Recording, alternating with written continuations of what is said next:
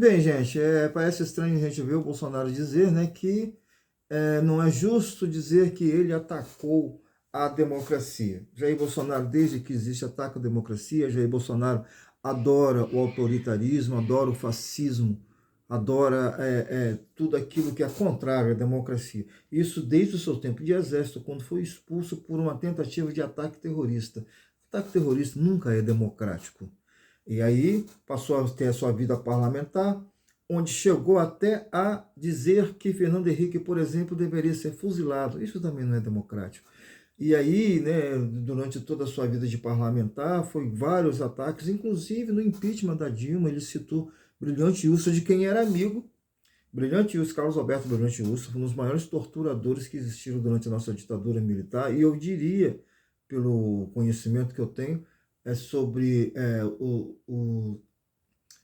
a Segunda Guerra Mundial, ele seria um belíssimo carrasco nazista, desses que desgraçaram a vida de milhões de pessoas. Ele se enquadraria, sim, entre os carrascos nazistas, Brilhante Ustra. E mais gente, o próprio Fleury também, né? Poderia estar ali também entre as pessoas que dizimaram judeus, que dizimaram ciganos, homossexuais, socialistas, sindicalistas, anarquistas, durante o período da Segunda Guerra Mundial. Então, Jair Bolsonaro é desse nível de pessoas, do autoritarismo, do fascismo, do nazismo, né, que é muito grave dizer isso, mas ele é mais ou menos nesse nível de pessoa que tortura pelo poder, que mata pelo poder, pelos seus ideais políticos. Então, hoje ele reclama, que diz que é absurdo, mas a sua vida sempre foi pautada em atos antidemocráticos, muitos atos antidemocráticos. Né? Então, só alguns, né, para a gente relembrar, no ataque no 7 de setembro de 22, onde ele diria que seria o último 7 de setembro, onde ele falou, né, que chamou o pessoal do Supremo de surdos da capa preta. Ele sempre atacou o Supremo. Um homem que teve 4 anos de mandato atacando o Supremo.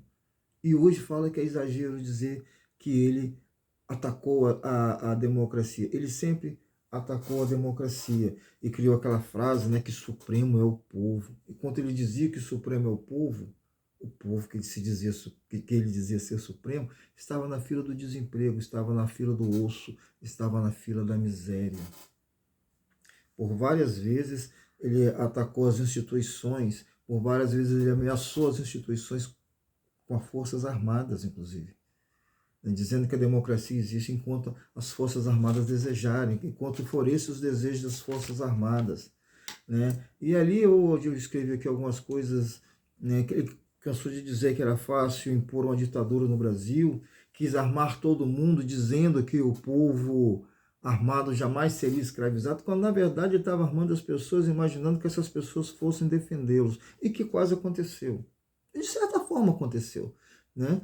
Exaltou outra coisa que eu já falei aqui, né? A exaltação sobre o Brilhante Ustra, a democracia só existe por desejo das Forças Armadas, e que ele era o chefe das Forças Armadas, que ele poderia mudar o rumo da história do Brasil, porque ele era a Constituição. Olha só que homem democrático, hein?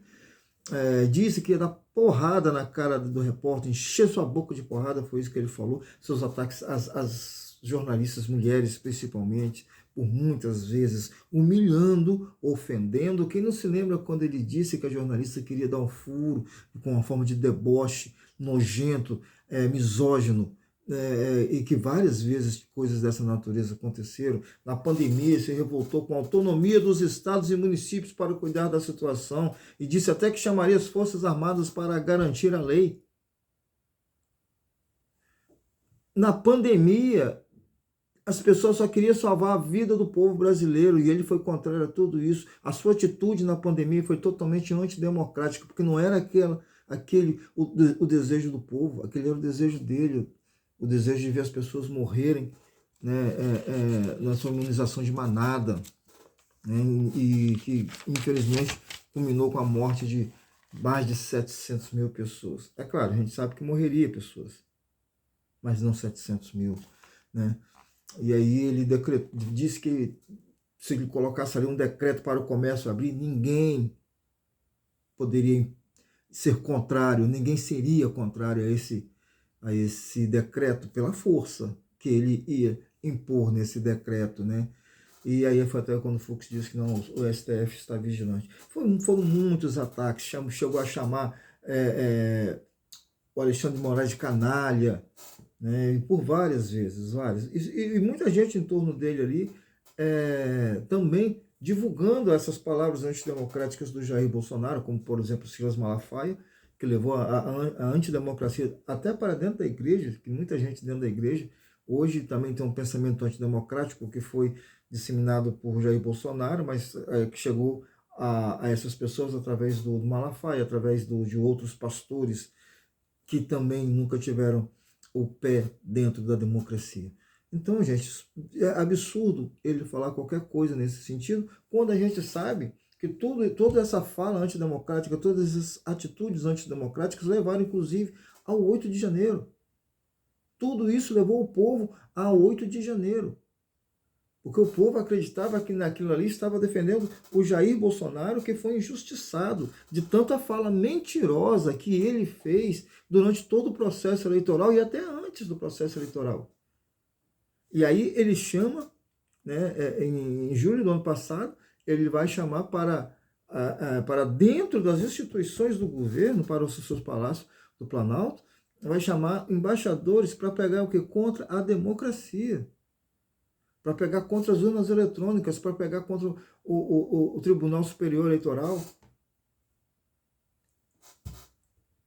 E aí ele diz que não pratica atos antidemocráticos, quando na verdade isso jamais seria o papel do executivo. O papel dele era simplesmente de executivo, são 3 poderes, e o dele era só o executivo.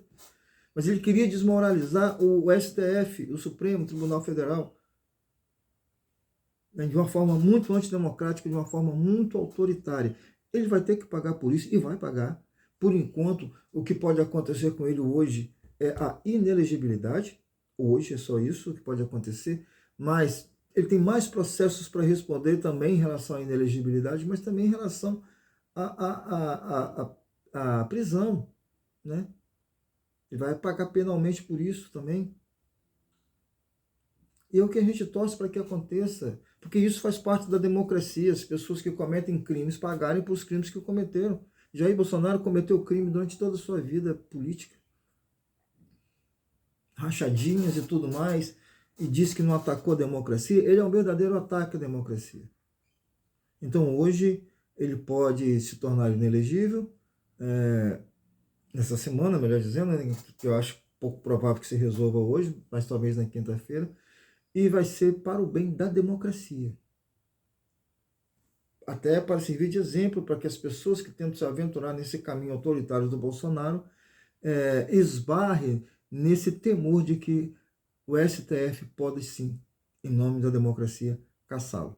Por enquanto fico por aqui. É claro que o dia hoje vai ser de muitas informações a respeito à inelegibilidade do Bolsonaro, esse julgamento do Bolsonaro, e em qualquer momento a gente pode voltar com novas informações. Mas antes disso, reforço o pedido, que curtam o canal, que compartilhem, que comentem, para que a gente possa prosseguir. E principalmente se inscrevam também. Um grande abraço a todos.